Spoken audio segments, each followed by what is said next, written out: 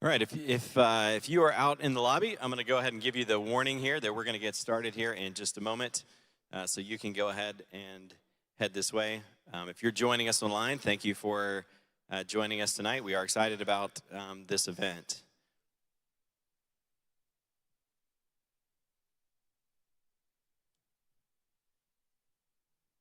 All right, as you're making your way in, let me introduce myself to you if I haven't had a chance to meet you. My name is Ben Dockery. I get to serve as the executive director of the Lakelight Institute. And Lakelight exists to promote timeless wisdom for modern life. That's why we exist. And so one of the programs, one of the initiatives we do is several times a year, we bring in a thought leader or an author to come and to speak to a topic like we have done tonight. And the idea is this, is that we don't think you need more information. You've got enough of that. As a matter of fact, if you tried today to just process the amount of information uploaded to YouTube or Twitter or whatever else it is, you couldn't do that if you spent the rest of your life. There's just too much coming at you. But we know that you need wisdom. And so our goal is to bring people that we trust, that we are wanting to learn from ourselves, and tonight we've had a chance to do that. I will formally introduce Dr. Crawford Loritts here in just a little bit. But we asked him when we were at the beginning of the year thinking about this. We know that it's always hard to be a leader. There's no doubt about that. But it seems like in many ways it's more complicated and proving to be more difficult in many ways every day, day by day, and that the challenges are coming at leaders all the time. And so we wanted to find out who is it can help us think through leadership, who has thought through this very carefully from a Christian perspective, who's deeply sort of soaked in biblical wisdom. And so we asked Dr. Loritts to come be here tonight. Before I introduce him formally, there's just a couple people I want to thank. We always like to thank people. If you made your way in, if you're in the room with us, you walked past just a spray of different things that were out there. I hope you grabbed some of those great cookies and some of the coffee. So I just wanted, there's a team of people that put that on. So Mike Ogden, Heather Beauchamp, Elizabeth Bowman, Jill Carter, Rocky Murphy. There's a bunch of people that helped make that happen. So just want to thank them for, you can join me in thanking them for helping us out tonight. And then we have some slides here as well. There's some other people that sponsor these events, so that Lakelight's able to do, we do. And I always like to start just by thanking our board. So if there's a slide up here just to do that, you can see some of the sponsors for tonight. Roger and Mary and Christoph. Roger is on the board for Lakelight, and it was decades ago that they were at some of the family life events. And so when we were thinking about speakers, he was actually one of the people who said, who we really need to go try to find is Dr. Loritts. And so but always like to want to make sure that we thank our board for leading us in that way. Scott and Megan Price also sponsored this event, and then we work with two different organizations to kind of pull off some things behind the scenes here, and so Crew and FCA both have kind of helped us with that. Many of you are involved in those ministries, and so we want to just thank them officially for doing that. And then we had a premier sponsor tonight as well, and so I want to thank the folks at Blue Trust for sponsoring this event. If you're not familiar, Blue Trust, they help out with wealth management and trust services, but they do it from a biblical perspective. And we have some friends in the area. Many of you may know them. And so Keith Crabb, Sean, who's here tonight, I saw as well, help with that. And so I just want to thank them for their sponsorship of the event.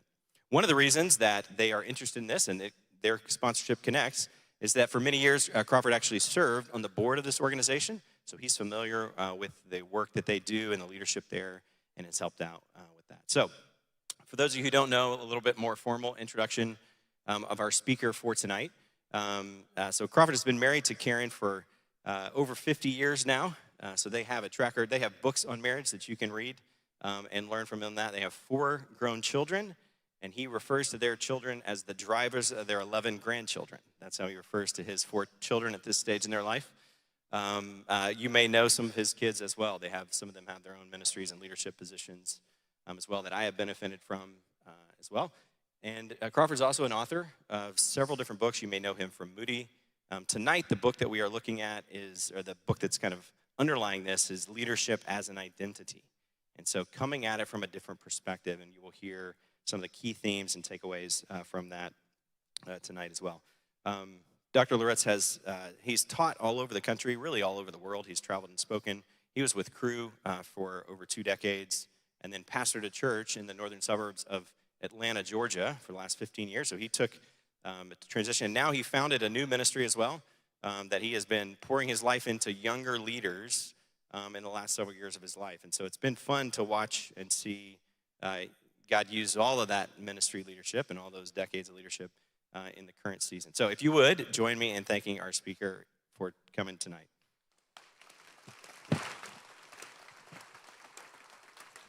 Well, thank you. Thank you very much. And let me get something out of the way real quickly. Anybody here sleepy?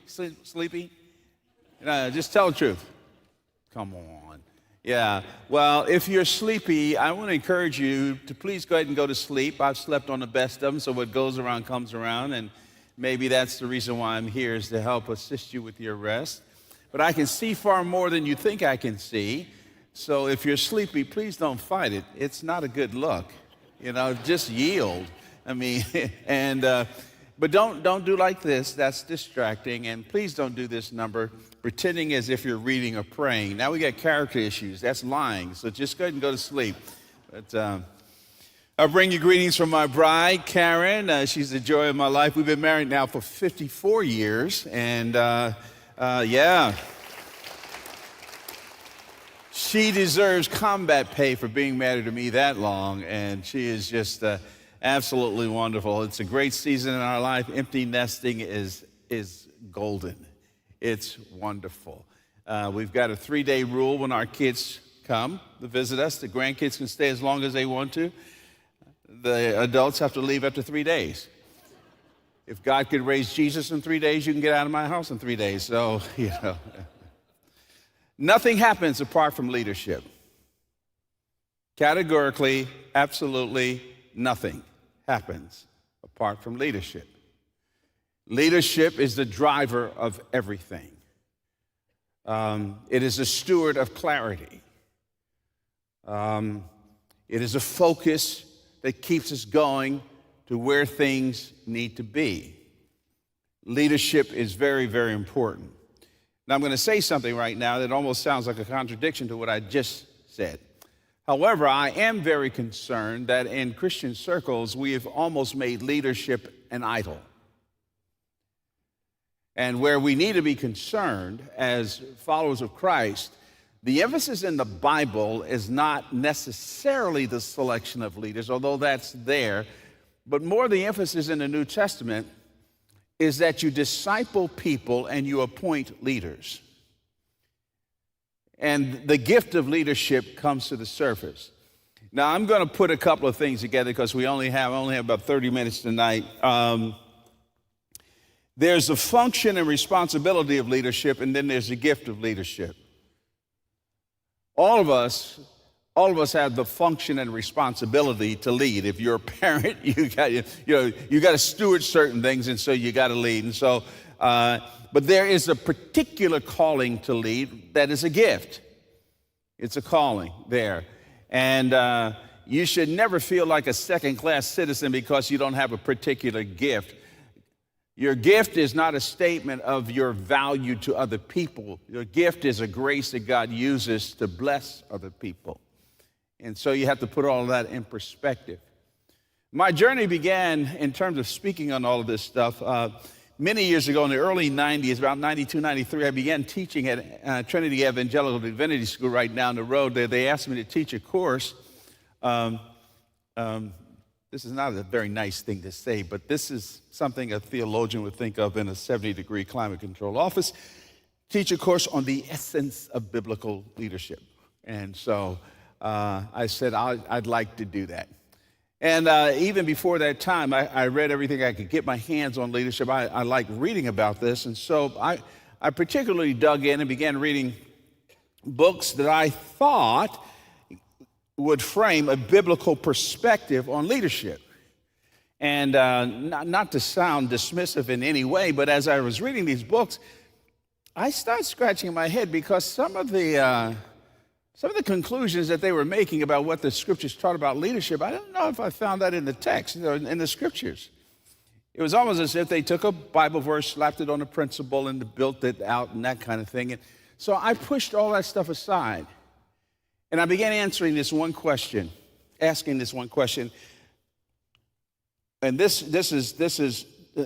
these words are very intentional.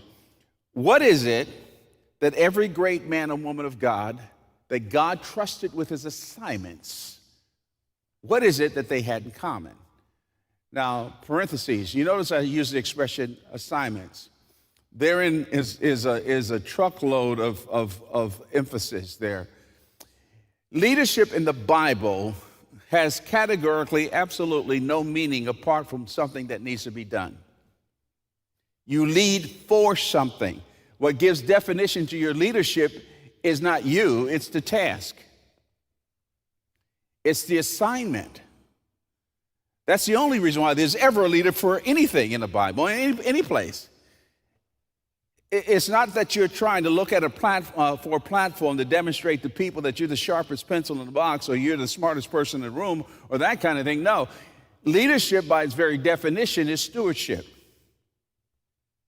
By its very definition, it's stewardship. I lead because something needs to be accomplished. Leadership is a verb even at times when it's a noun. It implies movement. Something needs to happen. Something needs to be accomplished. Now, having said that, as I raised that question and I went through the scriptures as objectively as I could and with as much unbiased as I could, nobody's completely unbiased, I confess, I discovered that God has an amazing sense of humor. An amazing sense of humor. That there is categorically absolutely no certain personality profile. Now, you got to be careful. I know sometimes we have this dastardly tendency of taking some Myers-Briggs or the Enneagram or the DISC test or whatever it is and superimposing it on the scriptures and say, okay, well, I can find these. And it's sort of a little confirmation bias thing working here. But honestly, with all intellect, there's no certain personality profile. They're all over the map. There's no certain pedigree. There's no certain education. You got reluctant, hesitant people. You got strong-willed people. You got all the... So, well, what is it that they had in common? What is it that they had in common? I discovered that every person that God trusted with his assignments over the long haul and throughout church history, they were branded and marked by these 4 characteristics. Now, I want to say that these 4 things should be true of every follower of Christ. Every follower of Christ, these 4 characteristics should be true of all of us. But they are exponentially true of the people that God trusts with his assignments. Exponentially true. And let me just, these all have to do with character, so let me park this and then now I'm gonna explain the 4 things. Everything about a leader is character driven. In the Bible, it was never intended. You cannot separate who you are from what you do. You can't do it. Eventually, who you really are, even if you're a masterful hypocrite, eventually who you are is going to tell the truth. The emphasis in the scripture is that God wants to serve his meals on clean plates. And it's the character that matters. Leadership in the Bible, hear me on this, is also prophetic. What do I mean by that? It's prophetic and incarnational, meaning that the leader has to be the portrait of the desired destination at which others need to arrive. And if you're not willing to do that, don't ever lead. I know that sounds like a strong statement. But character is everything. God is into incarnational representation. And I'll get more into that in a few moments. And the other thing I want to say, too, in setting all of this up, and this will segue us into the first characteristic, is that God is not into double billing. Everything about us is a pathway to God demonstrating who he is. How we do, what we do, the assignments. You can't bifurcate these things. They were never meant to be segmented off, compartmentalized.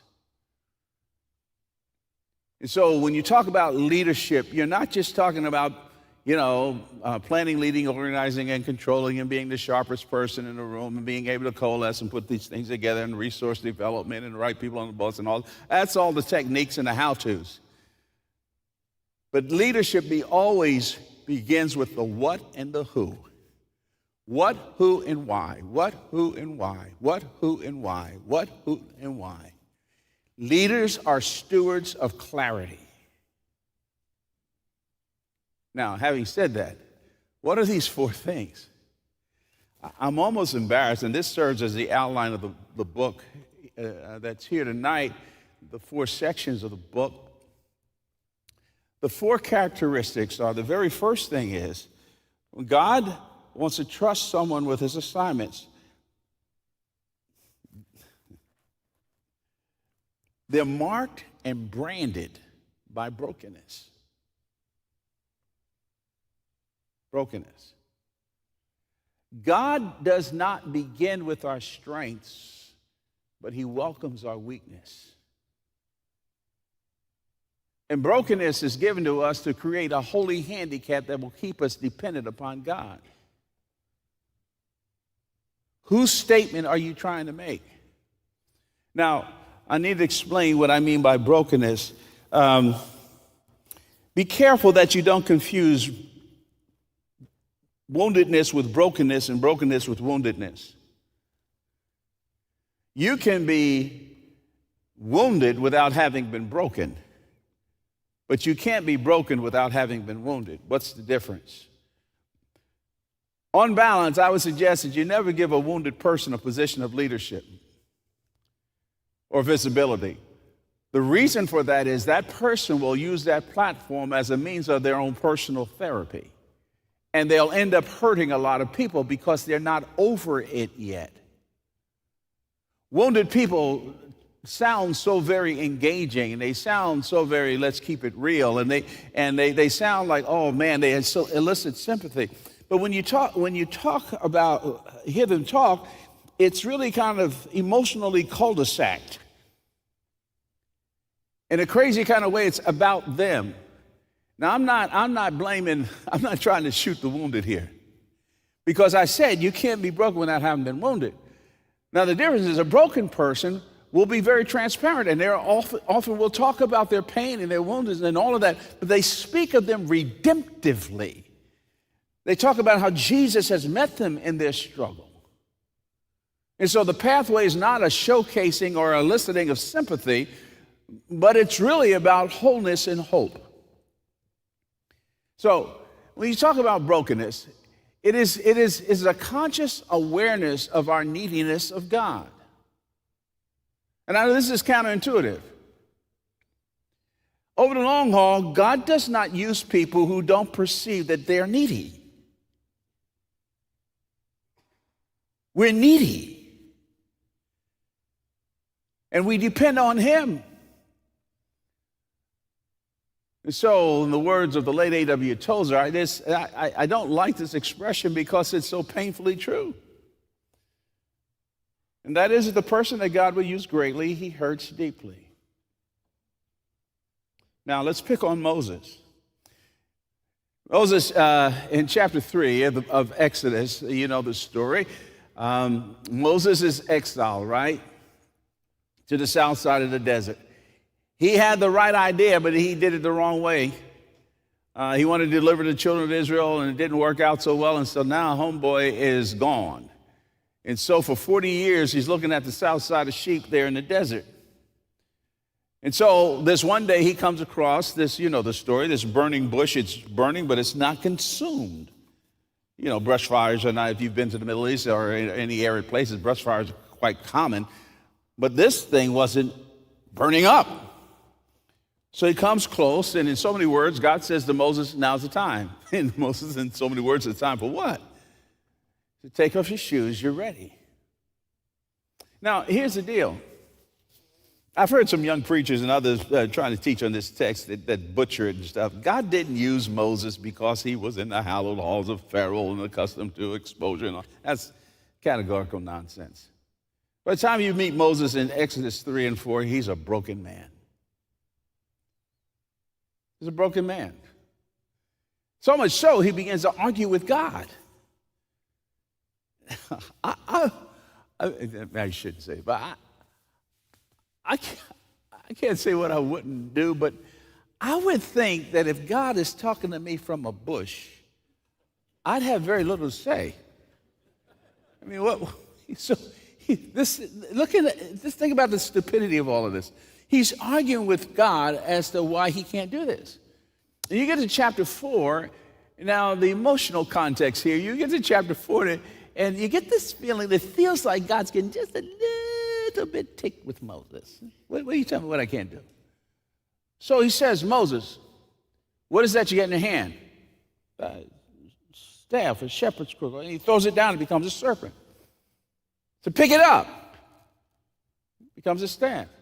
Let me see your hand. 80-year-old hand, varicose veins, right? Put it in your bosom. Pull it out, leprous. Put it back in, whole. You know the point God was saying to Moses? Listen, buddy, I don't use what you bring to the table. I use what you surrender to me. God's been hitting straight licks with crooked sticks forever.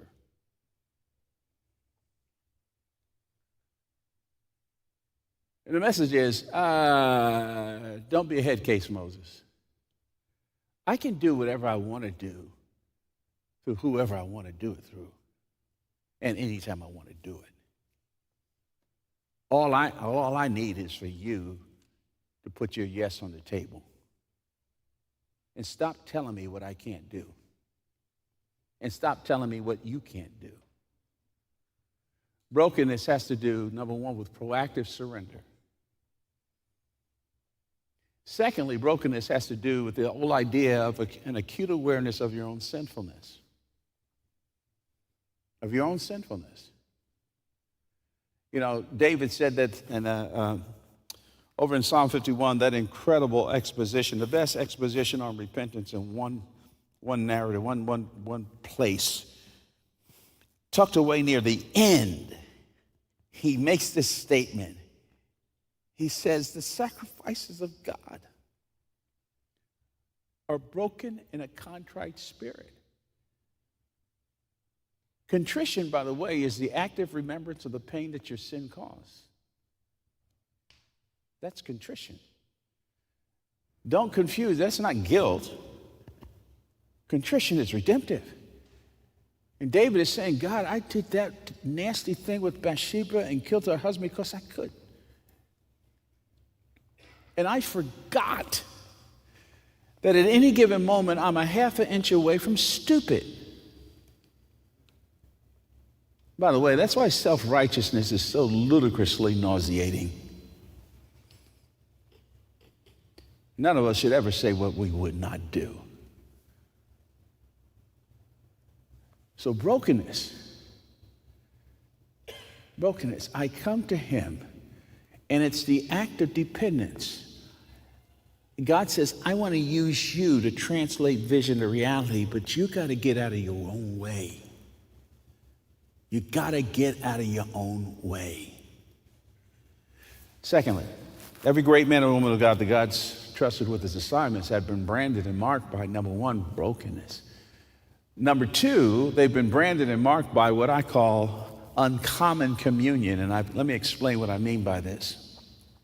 I don't just mean your daily prayer time or devotional time or your daily time in the Word. That is terribly important. But how you view the assignments that God gave you, how you approach them. Every assignment, not everyone, but virtually every assignment presupposes gap. What do you mean by that? That you don't have up front everything that you need in order to translate that vision to reality. By the way, people get burnt out. It's been my experience. People get burnt out in ministry or in life or in a profession, not necessarily always because they're doing too much. They get burnt out because of how they're doing what they're doing. And so this uncommon communion, the assignment is given to us, and the gap that is there, the assignment is a call to communion with God, to tap into God, to get the resources that you need to translate vision to reality.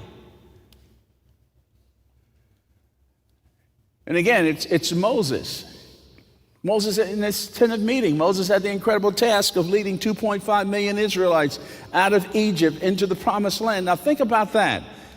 There was no scenario planning. There was no internet back then. There's no options. The only thing he had was a pillar of cloud. This cloud by day and this pillar of fire by night. And God says, when that moves, y'all get it together and move. But God kept him on a short leash. He had this tent of meeting that he would go into and pray and say, God, show me, teach me, help me, show me. What do I do next? And God would speak to him and show him. There are 3 reasons why God gives us tasks and leadership responsibilities often beyond what we bring to the table. 3 big reasons. Number 1 is the accomplishment of the task, and everybody says, look at God. Number 2, the people that you're leading, they're transformed and improved because of the journey. And number 3, God uses the task to change you. A good friend of mine named Tim Cash, he's former pitcher with Houston and LA. Wonderful believer. He worked with our youngest son, Brendan, who was a phenomenal baseball player. And Brendan decided to go into ministry. And I said, are you sure?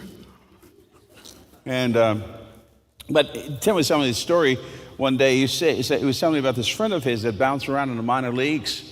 And he was getting close to 30 years old.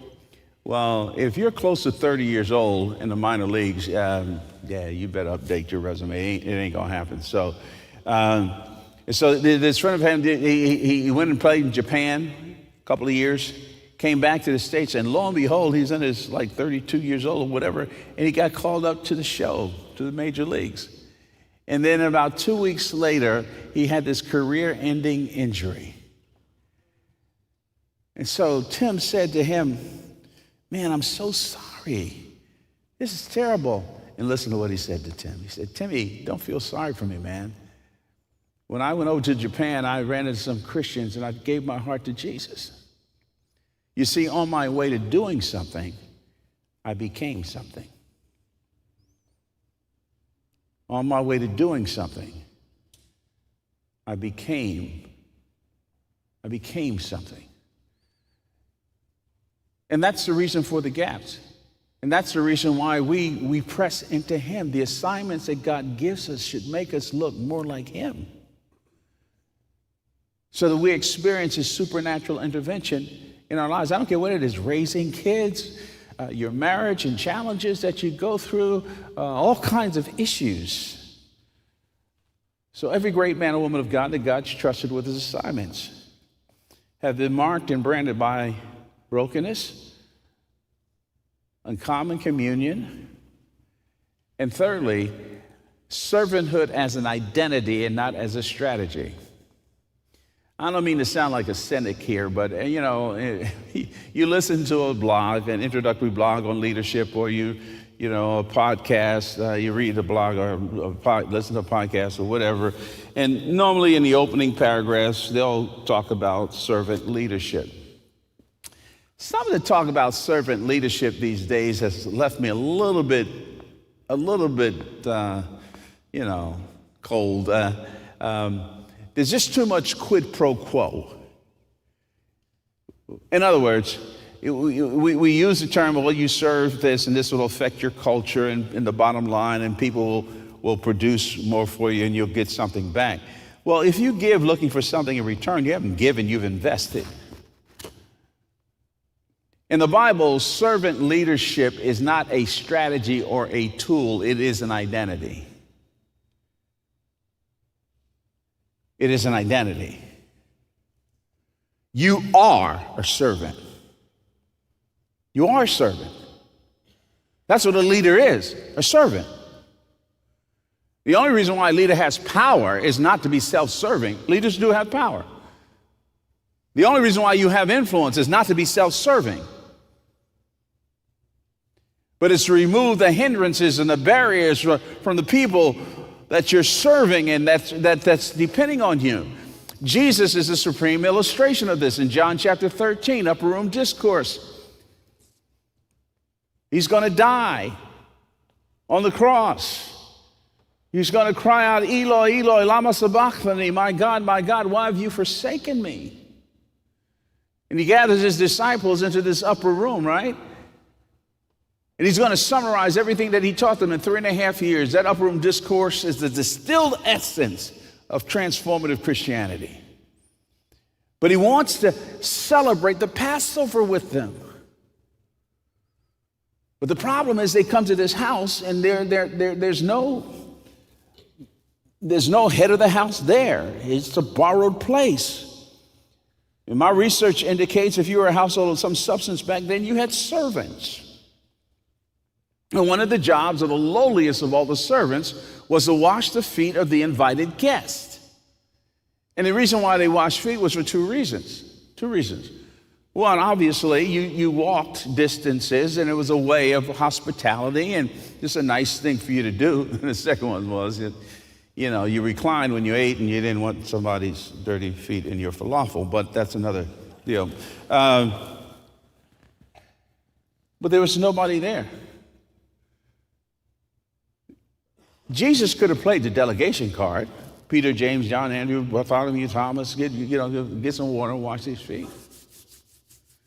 But what does he do? Remarkable.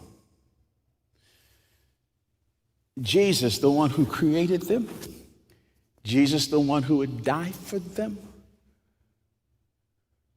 takes off his outer garment. It's a little detail we missed there. He wasn't naked there. What he wore under the outer garment was something called an emboma. And when servants would work around the house, they would take off their outer garment and they would work in their emboma. He even looked like a servant. Jesus got down on his knees. And this is the reason why you shouldn't get too upset with Peter. I know we make jokes about Peter, but we would have done the same thing. Peter, in so many words, says, don't do that. Don't do that. That's demeaning. And in so many words, Jesus said to Peter, hey, man, why don't you close your mouth, buddy? I want to teach you a lesson in leadership that I don't want you to ever, ever, ever forget. Ever forget. Stop looking for a platform and concentrate on serving. Serving. Your credibility to lead is found in your ability to serve. You have no credibility to lead if you're not serving. Absolutely none. It's based upon this. Many, many, many years ago, when I began to get in leadership positions and this kind of thing, I made a commitment to the Lord that anybody who ever reported to me, I would never, ever, ever, ever ask him to do anything that either I have not done or I'm not willing to do myself. And that anybody who ever reported to me, when we brought them on board, my first conversation with them would be this. I want to make a promise to you. By the grace of God, I will invest far more in you than I withdraw from you. Even if there has to be hard conversations and that kind of thing, because my goal is that you'll be better for the experience. And this is the anchor to transformational leadership. That's what it's all about. Now, the fourth and the final one is this. Every great man and woman of God that God's trusted with his assignments have been branded, marked by brokenness, uncommon communion, servanthood as an identity and not as a strategy. But the final one is this. They've been marked and branded by radical, immediate obedience. They didn't view the assignment as a series of options. Now, this is where I might break with some people. They might disagree with me on this. Particularly if you're in Christian work. It's not a gig. It's not a game. It's not just your career. There's a stewardship responsibility. We don't own our lives. We don't own our lives. We own nothing about us. At any moment, God can say, give me back my breath. We control neither the clock nor the calendar. Everything we have belongs to Him, and we hold it like this. And so, to be given an assignment means that you don't walk away from responsibility. My dad used to tell me that when I was 7, 8, 9 years old, drilled that in my head. Boy, don't walk away from responsibility. Obligation is not a dirty word. Responsibility is not profane. You have to execute. Now, I just want to, I'm drawn to Paul's eulogy of David over in Acts chapter 13, and I'm going to pick it up in the middle of the narrative. Paul is contrasting the motivation of the motivation of David with the motivation of Saul. In the middle of the narrative, he says in verse 22 of Acts 13, and when he, meaning God, had removed him, meaning Saul, he raised up David to be their king, of whom he testified and said, I have found in David, the son of Jesse, a man after my own heart, who will do all my will. In the Greek text, the word will is plural, wills, as in assignments. Now, problematic. We know David was a man after God's own heart, not because he was perfect, but he kept stumbling toward obedience and repentance. And then if you drop your eye down to verse 36, it says, for David, after he had served the purpose of God, all of those assignments weaving together the tapestry of God's purpose, in his own generation fell asleep and was laid with his fathers and saw corruption. The point of your life, David, was to be a portrait and a picture of finishing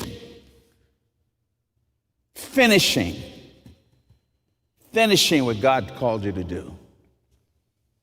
I'm mentoring a lot of younger leaders these days, and I'm high on the younger generation. I really am very high on them. Their creativity, they bless me in many ways. There's one little thing that I'm nervous about. They have so many options that their tendency is to run when the pressure comes on.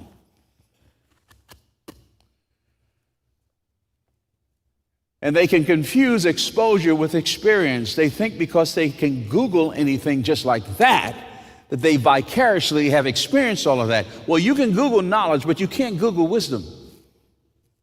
Wisdom is a product of an endurance ride. It's a product of finishing. Disciplining yourself to get it done. To do it. If not, then you'll ride too high in the water. That's the price you pay for disobedience.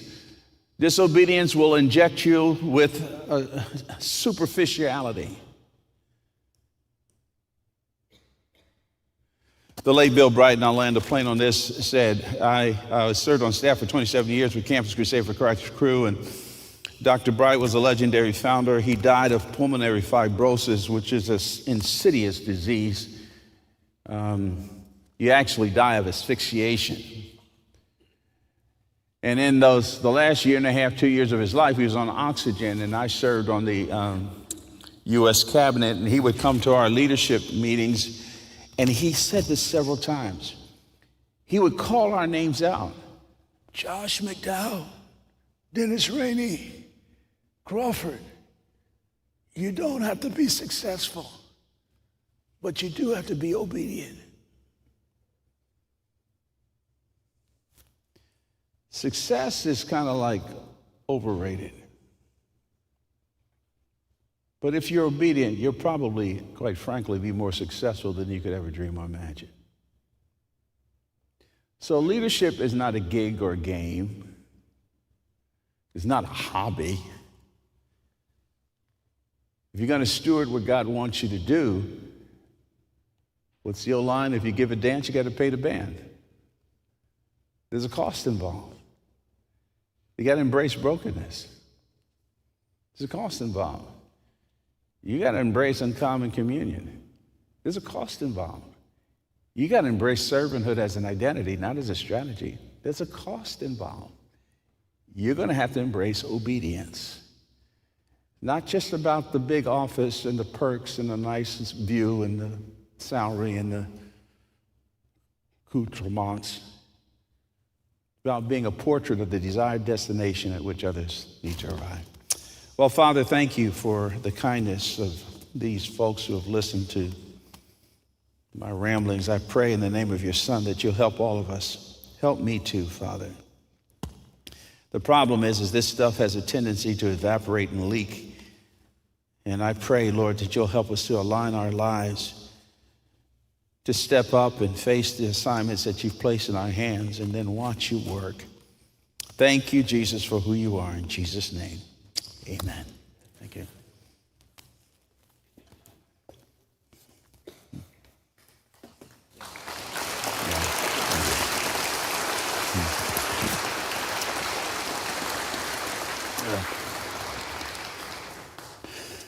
Thank you very much for that. And if you want to learn more and dig deeper into that, I would encourage you to find Dr. Loritts' book on that, because he's able to do that and do some more. So if you don't know Mike Woodruff, Mike is the senior pastor of Christ Church. He is also the chair of the board for Lakelight. And so we agreed, we couldn't, oftentimes when we have guests like this, we arm wrestle over who gets to ask the questions. And it was a draw this time, so we both are going to have a chance to ask the questions tonight. So that's what we're going to get to do for the next 45 minutes or so. And we want to start off, we want to spend most of the time on the content that he just shared and notes that we were taking along the way, notes from the book. But we want to start off at a personal level too, just hearing some stories, a little bit more about your own story as well. And then after we go through the book at the end, we'll ask them maybe some questions if we have time. Yeah. We'll ask some questions about the future and some things happening today. So I got the first question. Right. And one of the things that, as I've heard you talk and even read your story, one of the places where you have been asked to lead, or at least to show up and to represent, is at the Super Bowl, at the Final Four, in the Pentagon. You've been in rooms that, at least to me, are very interesting. So can you give us some highlights just of maybe some of those places where God may have uniquely dropped you in to represent him? Well, I'm like a rodent or a roach. I just show up in the most unlikely places. That's what. Well, yeah, I served on staff at Campus Crusade for a number of years, and there's a division called Athletes in Action, and there's a pro division, and most of the NFL teams and baseball teams and pro teams have chaplains and this kind of thing. Well, and a lot of them are AIA staff. And so that's how I got involved with speaking at Super Bowl chapels for these teams. And the same thing with the Pentagon. Our military ministry there in D.C., they had a very fruitful ministry there at the Pentagon with flag officers. And so I was invited to speak several times for various outreaches and what have you. And that's how I got there. And any highlights, any stories that we should know? Any highlights? Pro athletes can be kind of crude, so there's some highlights I can't share. No, but the openness among them. I think sometimes we idolize these young adults. They're young adults with a lot of zeros in a paycheck, but they're young adults. They wrestle with the same stuff. In fact, it's exacerbated by the resources that they have. And there's a huge responsiveness there because they're looking for spiritual leadership, looking for people they trust, that they can believe in, and this kind of thing. And so, I don't know, I can't think of any crazy things that have happened. So, If you can't make it next time, you know my number now. So Okay. send me in and I'll share. Yeah. So I'll just share with everybody else what I shared with you when we met.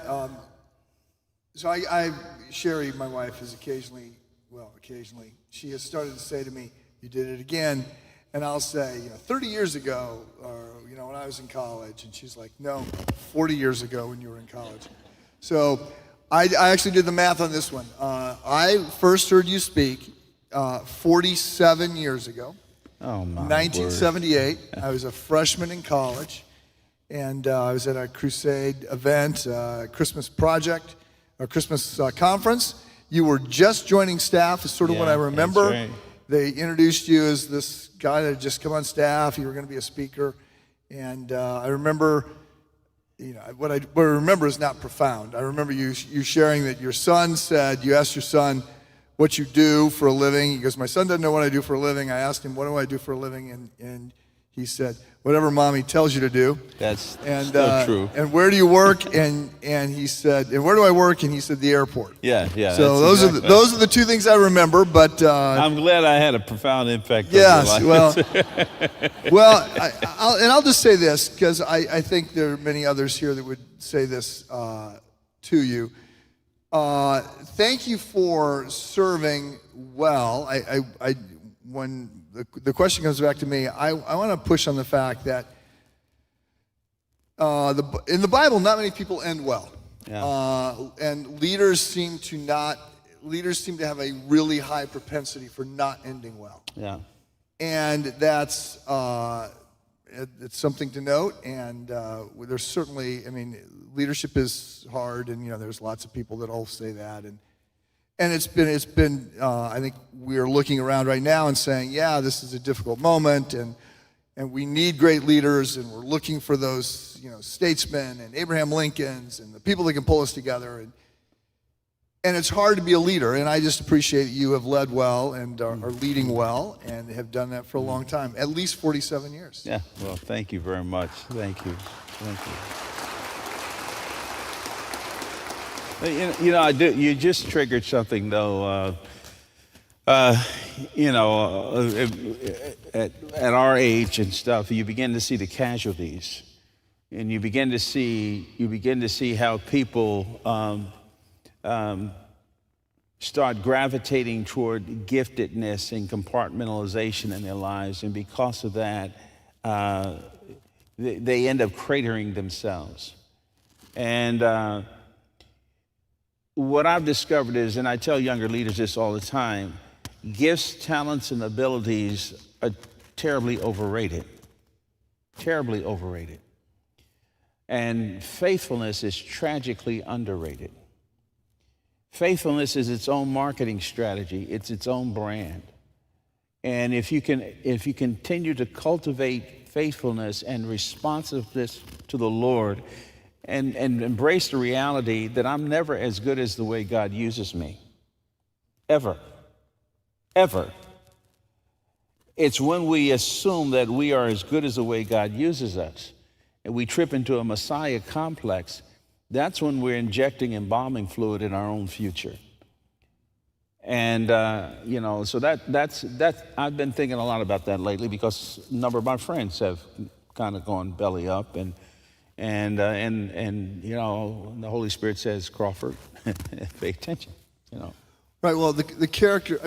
The classic biblical example would, of course, be David. Who, at the end of his life, it's just a soap opera that you read about. Yes. So much drama in his family, and there's character issues, and then there's burnout issues. Yes. Or there's just you stay too long. You don't want to stay too long because you don't want to leave too early. That's right. And so I'm glad you're still serving, and that's my point. We don't have to get macabre just yet. I'm glad you're still serving and have served faithfully, and are self-aware enough to sort of look at that. I'm trying to be self-aware to say, I served early on under a leader who was not leading, and I remember saying to myself, I never want to be in that chair if I'm not leading. Yes. Like, leader, get out of the way, right? Yes. Because I think leaders overstate their importance. Yes. I've been at many global leadership conferences. I took a non-leader to a global leadership conference, and a great event. I've loved the events. And I said, so what did you think? And they said, wow, you leaders are pretty impressed with yourself. And I said, ooh, ouch, that hurts. And they said, I'm trying to imagine, a big conference with people that have the gift of hospitality, getting together and saying, everything depends upon us. And I said, yeah, okay, you've made your point. Yeah, you don't have to keep making it. But I do think things rise or fall with leaders in many ways. And you want to serve, and you want to serve well. And when you can't do that for whatever reason, obviously you want to let others do that. But yeah, from all that I see, Crawford, I just want to thank you. So You're kind, man. Thank you. So one other story before we jump back into the content of the book is connected to, you talked about neediness, and maybe this is something that marked you early on, but I remember you telling a story about you and Karen being very young in your marriage, working a ton, but still not being able to pay the bills. Oh, yeah. And sort of being marked by that moment. Can you share a little bit about that story? Oh, yeah. How that shaped your life? It's funny, I was telling you earlier, I just preached at a church not long ago. I told that story during my message. Karen and I got married when we were in college, and the end of my junior year, and we weren't poor, we were po. We couldn't afford the other OR, and we were living over we were living free over this inner city mission in Camden, New Jersey. We were going to college in downtown Philadelphia, but Camden's just over the bridge there. And as long as we kept it clean and that kind of thing downstairs, we could live there free. And my mother taught me to push a broom so I could do that. So Karen was working, and I'm going to school, and I was even back then preaching on weekends. She comes home one Friday evening and says that the city of Philadelphia had enacted this wage tax for people who lived in New Jersey but worked in Philadelphia, and made it retroactive. Well, retroactive was wipeout for us. I mean, and we had like 25 cents to last us for 2 weeks. And so we got down on our knees in that little living room of that apartment and cried out to God. I quoted every Bible verse I knew, and I introduced some Bible verses that I thought should have been in the Bible. And so she said to me, well, honey, what are we going to do? And I said, I guess we're going to believe God. But even as I was saying those words, I was scared spitless, man. So we went to school on Monday, and she went to work. We had high-speed line cards, and I went to my mailbox on campus. Opened the mailbox. I had spoken at this Youth for Christ event, never forget it, some months earlier in Western Pennsylvania. And it was the father of one of my classmates who had been there. And he said, Crawford, I've been meaning to send this to you. I just want to thank you. And he said some nice things. And he put in there a check for $250. Well, that was like $250,000 to us. I mean, so I've never had God speak to me audibly as such, but to this day, it was so distinct. When I walked in that little apartment and Karen came home, I pulled out that check and I said, sweetheart, God told me that this is how he wants us to live, and that he will always take care of us. Always. And we have lived from God's hand to our mouths for 54 years, and God has taken care of us in impeccable ways. Yeah.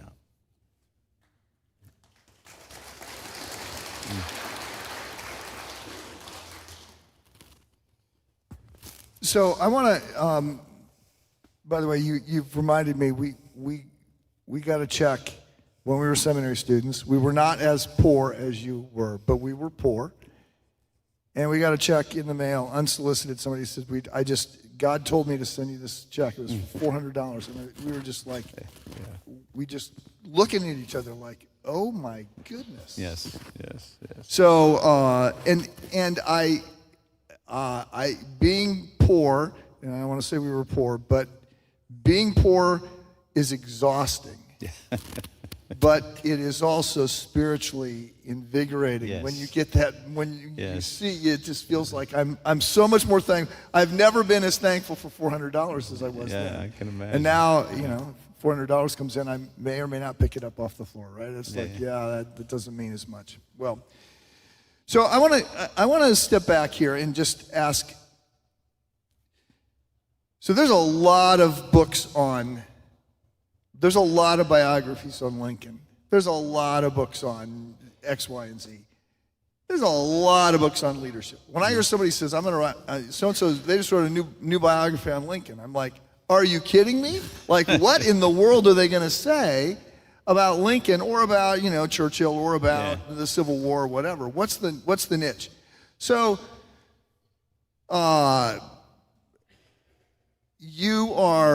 you're a student of leadership, you're speaking on leadership, and did you sort of say, you're teaching at Trinity on leadership, and you said, doggone it, people don't see what I'm seeing here. I mean, it takes some confidence to say, there's a hole in the market, and I'm going after it. Yeah. Well, I say that in the introduction of this book. The publisher talked me into writing this book. And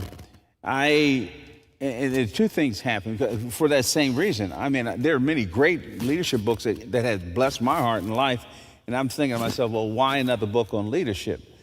Well, what happened was that as I taught this to my students there early on, the content of this to my students, it was so simple, and I began to see that, lights came on, it was transformative, and I started speaking on it, and people start responding, and this kind of thing. And the publisher began pushing me, and I began to realize, not that what I've written is profound. It's not very profound at all. It's just simple and clear, hopefully. And so that's the reason why I wrote it, was because of a response, a fruitfulness that kind of required me, I don't know of anybody in recent years that are saying this. There's been some other great books on spiritual leadership that have been written before. So that's the reason why I wrote it. Yeah.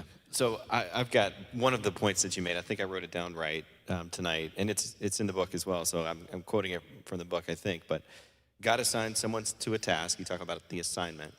So I'm trying to think of the person who's out here, who's listening or watching online, who says, I work in HR, I work in education, I work in middle management, I work in finance, I work in whatever. It doesn't feel like God gave me the Moses-defined burning bush assignment.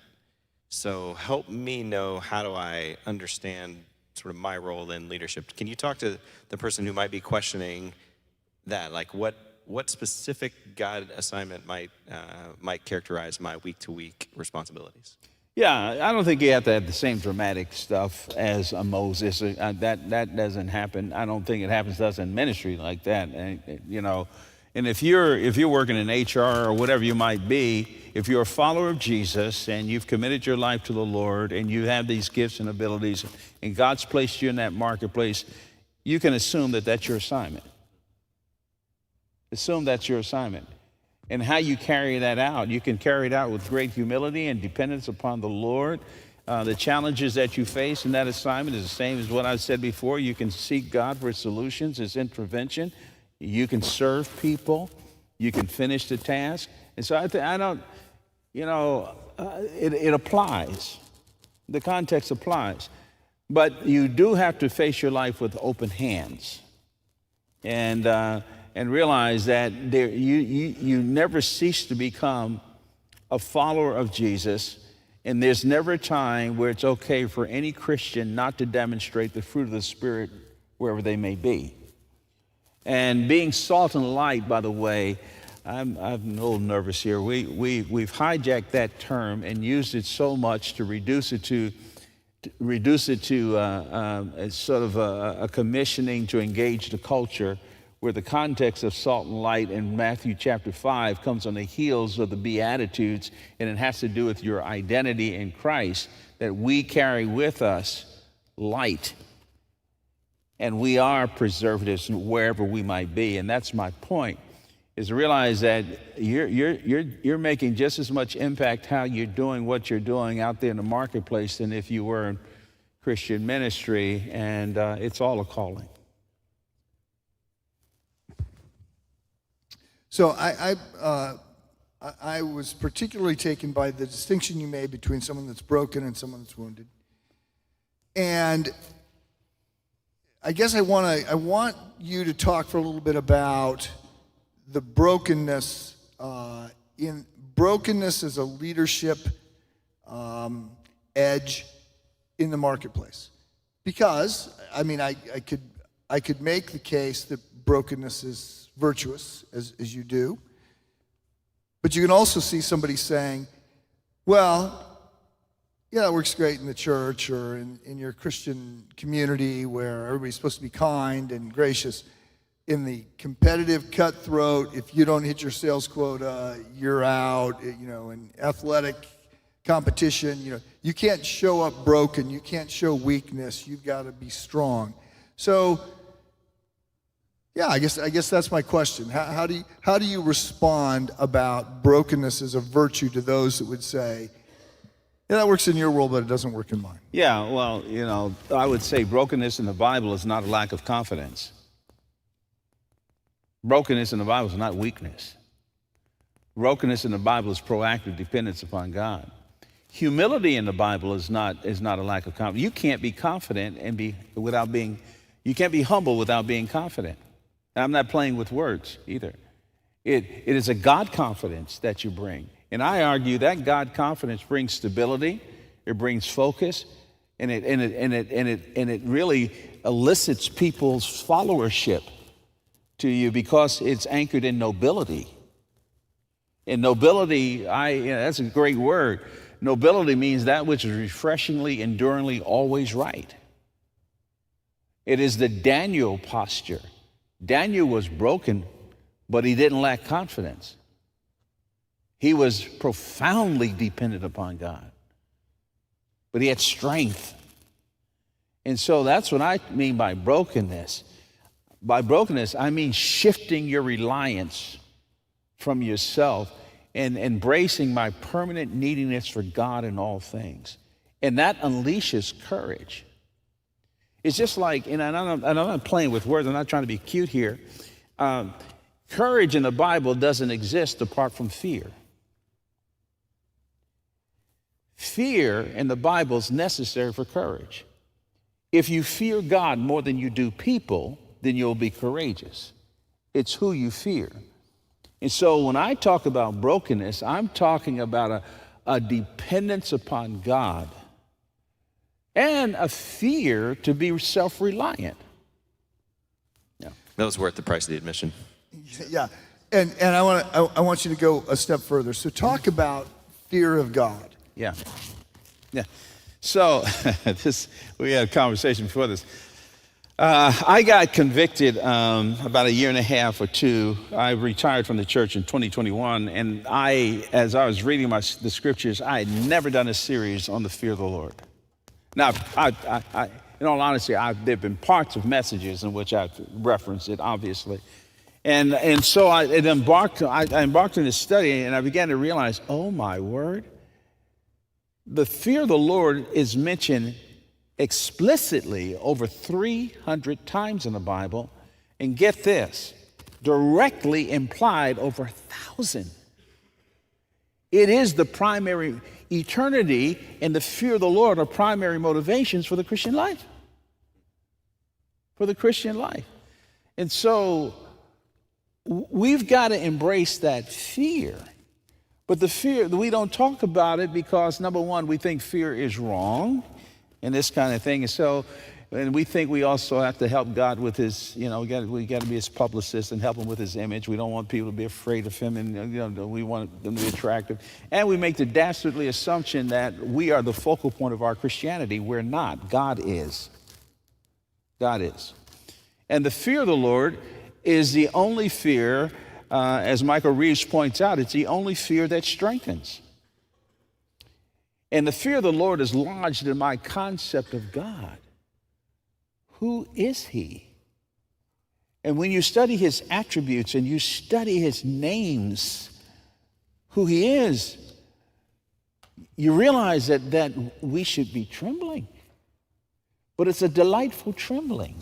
And there's always terror. We were just in Revelation looking at John, who is called up into heaven.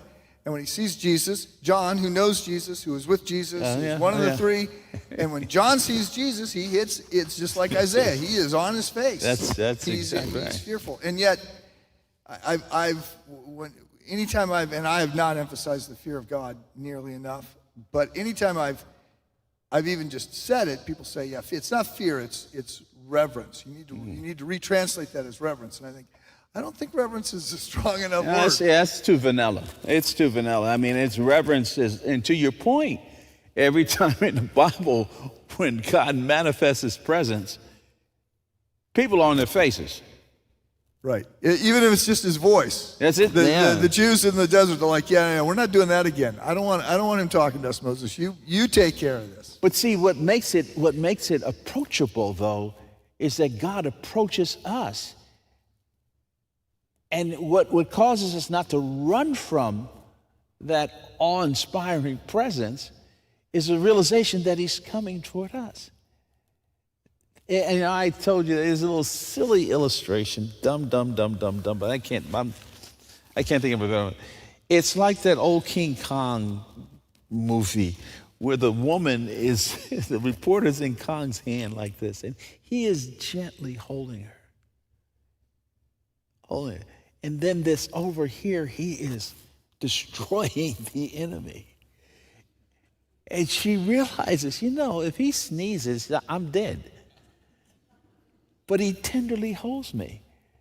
And the point is, we fear God. The positive is because immanence and transcendence is on my side. I'm in him. And that's a powerful thing. I know we're getting a scud missile here, but So I'm gonna skip to something that when you said earlier that I wrote a question down I wanted to ask. So you may have run into this in season of your life where you do want to quit. Statistically right now, people are reporting desires to step away, whether that's ministry, but across really all sorts of industries, whether it's fatigue personally or external circumstances that want to make them step away. So can you talk to leaders who are dealing with that on a regular basis? Maybe they're in a crisis situation, but how do you coach a younger leader who is trying to figure out whether they should be exiting and starting something new, or whether they should be, as you said, kind of pushing through and carrying out the responsibility they have? I know it's without a specific circumstance, but in general, how would you respond to someone who's asking that question? Well, first of all, all of us go through that. If you're leading this underbelly of leadership, you don't always have the privilege of. I don't use the term balance. I stopped using that term 40 years ago because it's a misnomer.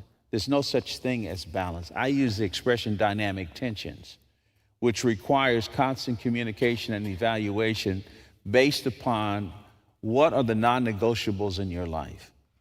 What are the values in your life? And those values determine how you use your time and how you express yourself. And actually, those are safeguards because it helps you to bring a little bit of wholeness to where you are. What you do is not your identity. And we get burnt out because we assume that what we're doing is our identity. It's not your identity. Jesus is your identity. Jesus is your identity.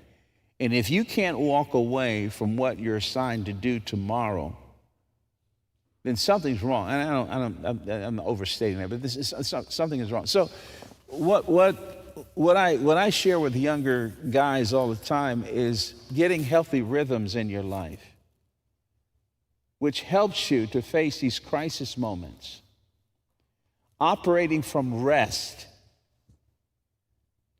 and wholeness, making sure that there's only 3 things that you do in life that nobody else can do for you. Nobody can walk with God for you but you. You own that.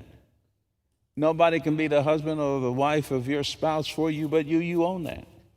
And nobody can be the parent of your kids for you, but you own that. And every single thing else that you do, somebody else can and will do. And so not to be married to any other thing, and to have pace in your life where you're experiencing Sabbath, you're taking vacations, you have invited people into your life to speak into your life who can look in your eye and tell you you're stupid. Really, I came perilously close to burnout in the 90s. Perilously close, this close.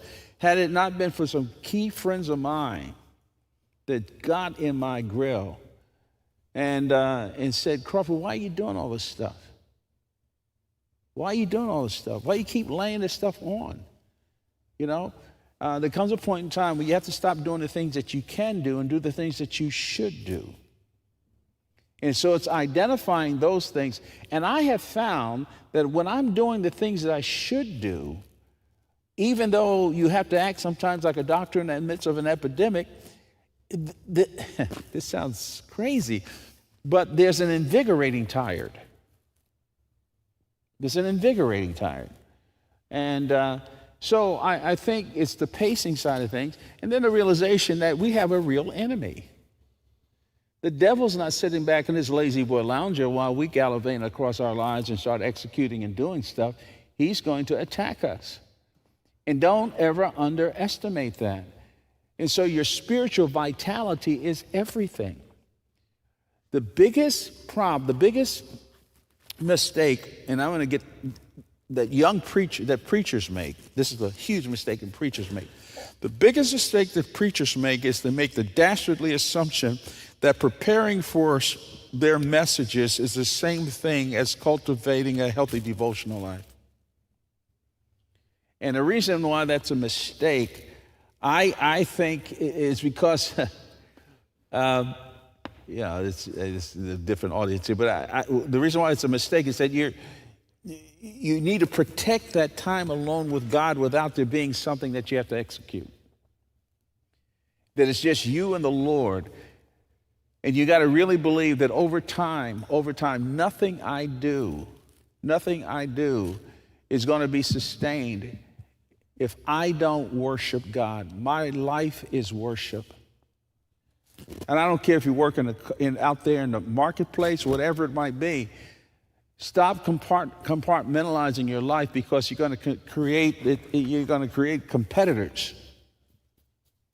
But everything flows from your worship with God and that wholeness, and then and you got to go down deep with that. Yeah. A few years ago, a friend asked me if I would lead a cohort of young preachers in Chicago, and it was a 2-year assignment. And I said, I liked him. I said, sure, I'll do this. And so I get the curriculum, and I met with these folks there was 12, and we met for a day every 2 months for 2 years. We didn't talk about it was for preachers. We didn't talk about preaching once. It was all, he said, look, wise, godly sermons will come from people who have a vibrant love for God. Yes. That's how I'm teaching preaching. Yeah. And I'm like, well, it seems like there ought to be one book of homiletics in here at some point, but we didn't do it at all. So he was on that point. I'd love for you to keep going just a little bit further on this. Maybe not on the preaching side of it, but you say you're mentoring young leaders. Mm-hmm. And you say you're a little worried that some of them they've got so many options that they're maybe looking for the exit when things get dicey. And you said you almost burned out in the 90s, so 30 years ago, 40 years ago. I guess I would just ask, what are you trying to tell? So you want people to have a vibrant love for God, and you're calling on them to nurture their relationship with the Lord and to work on their marriage and to work on their family. What are you saying to young leaders about, like, this is a habit you need to develop now, this is a rut you need to get into, you need to use your skinny little will right now to build this into your life because you're going to need it most of all? Is there I mean, when you're meeting with these young leaders, what are you most trying to impart?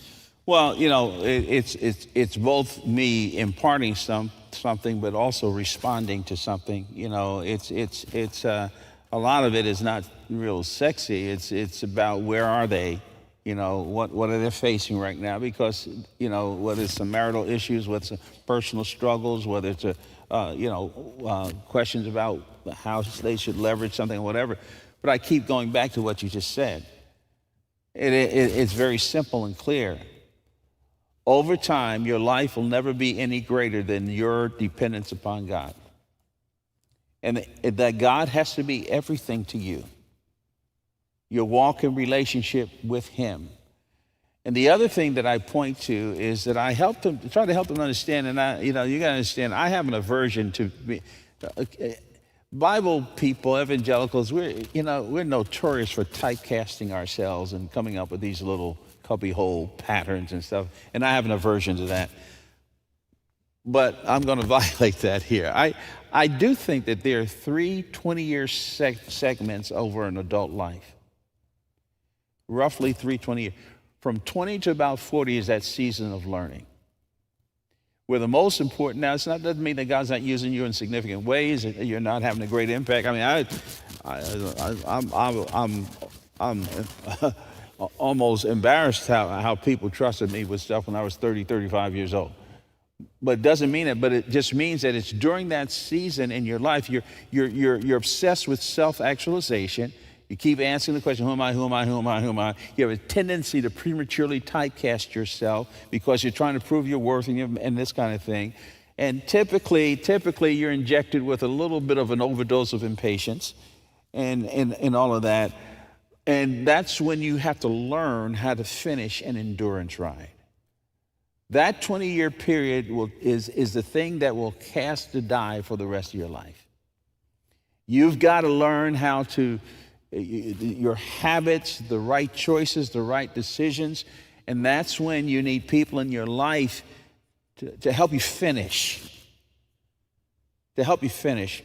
I said to one young guy, he kept jumping around.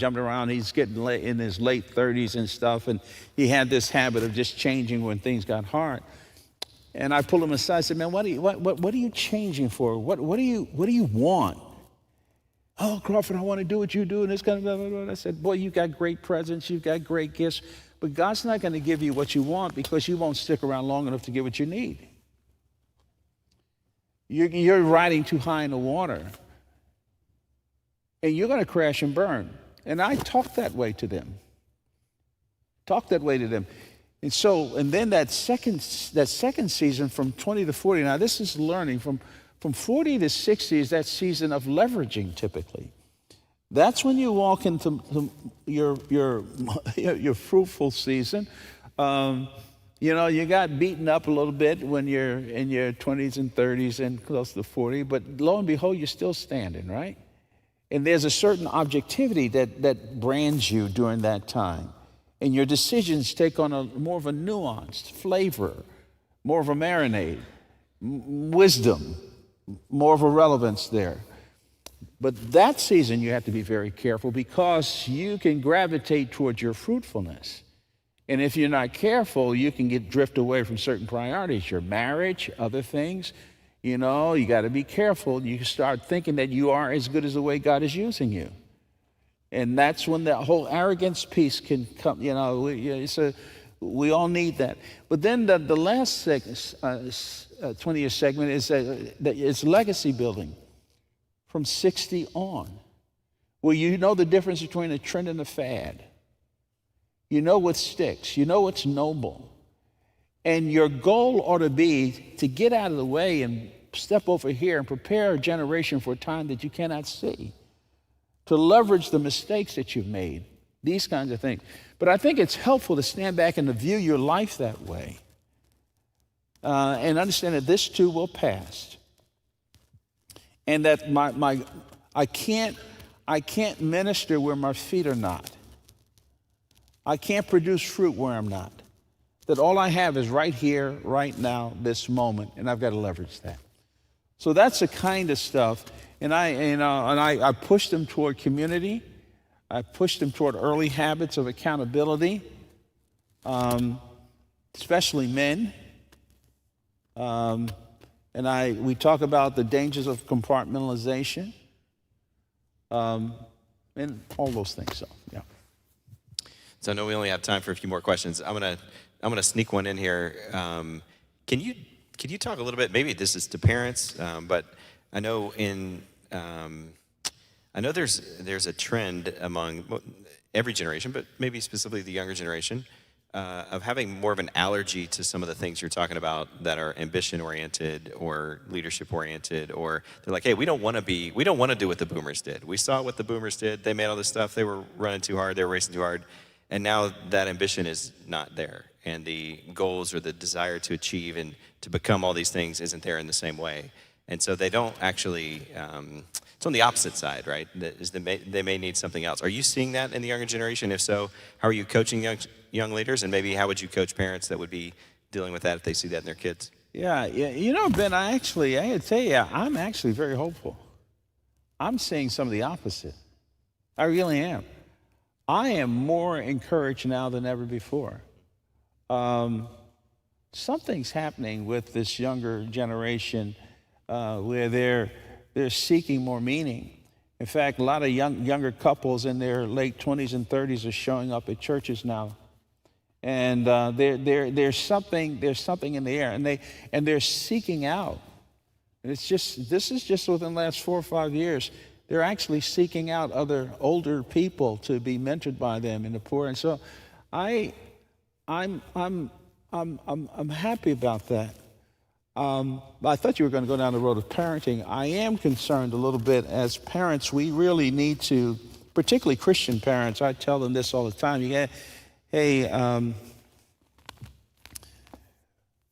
We can't coddle the next generation in the name of development. A ship is safe in harbor, but that's not what it was built for.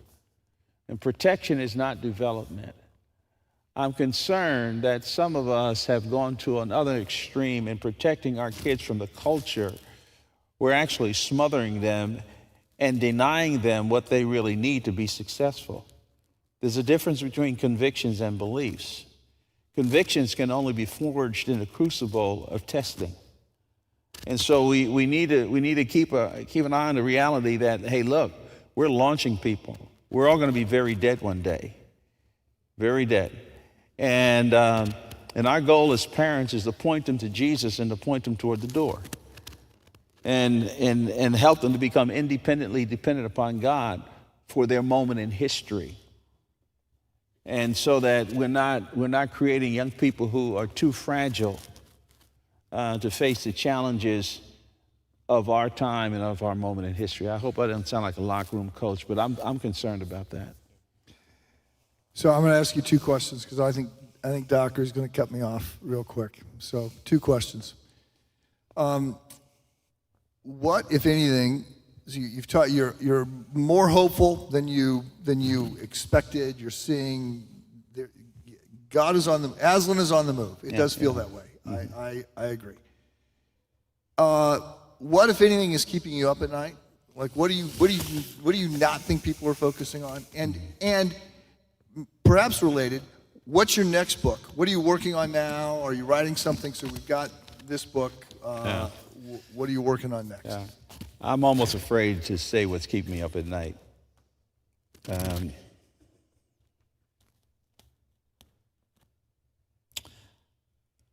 I have been heartbroken over the state of evangelicalism in this country.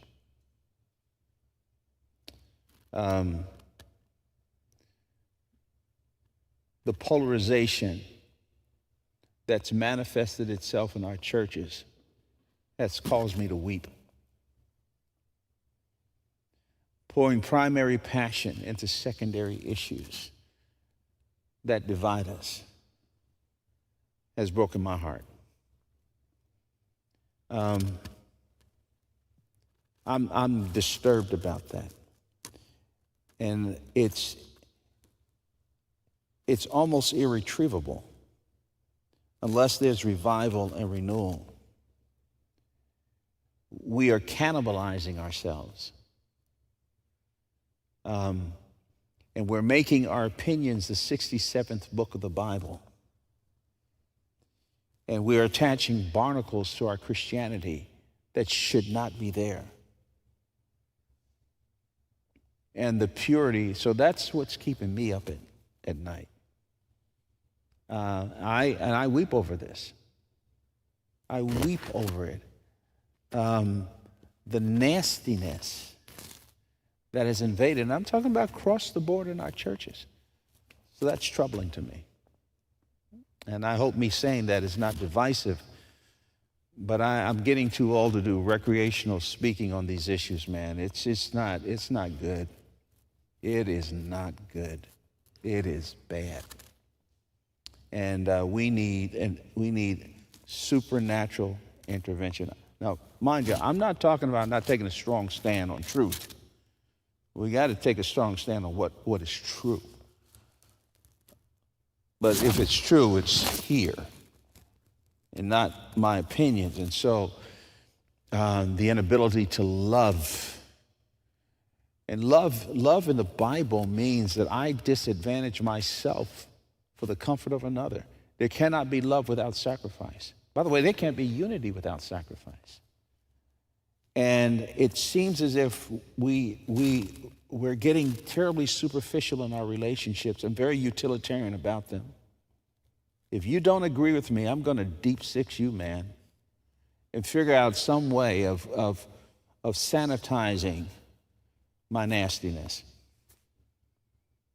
So that's what I'm concerned with. Thank you. Yeah. Thank you. And perhaps they're related. Are you working on another book? Yeah, I am. It's working on me. I've been asked to write a biography, but I don't think my life's all that remarkable, to be honest with you. But I'm doing working on something on lessons from my journey, and it kind of like it goes on along with that a little bit. So. Well, let me, as I close, one announcement for him, but let me just give you the last word. Are there things, to an audience like this, we've had this topic tonight. You've obviously shared a ton of wisdom with us already, but let me just hand it to you if there's anything you'd like to say kind of as we close out. Well, I just want to say thank you. Thank you for coming on a Monday night with beautiful weather out there. You ought to be sitting in your backyard, man. So thank you for coming out. Let's just, I think just loving one another and praying for our country, praying for each other right now, and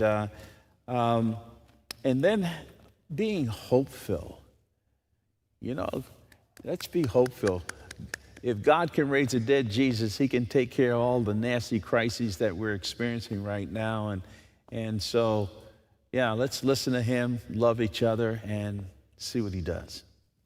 Join me in thanking Crawford for being with us tonight. Yeah. Thank you. Thank you. Thank you. Thank you. Thank you again for being here. On your way out, if you go down the middle doors, one of the things we do in the back is we always put our annual report. If you don't know anything about Lakelight, it just gives you a little bit more picture of the different programs, not just tonight, but all the things that are happening, initiatives. And also there's cards in the back. If there's a speaker that you would love for us to invite, if there's a topic you'd love for us to address, we leave cards back there. You can fill those out and just leave them right there on those tables. And we will grab those, as we always take that into mind as we're looking at future programs and initiatives. There's coffee and cookies out there. I know it's getting late, but enjoy those. Stay as long as you'd like. And thanks for being here. Have a good night.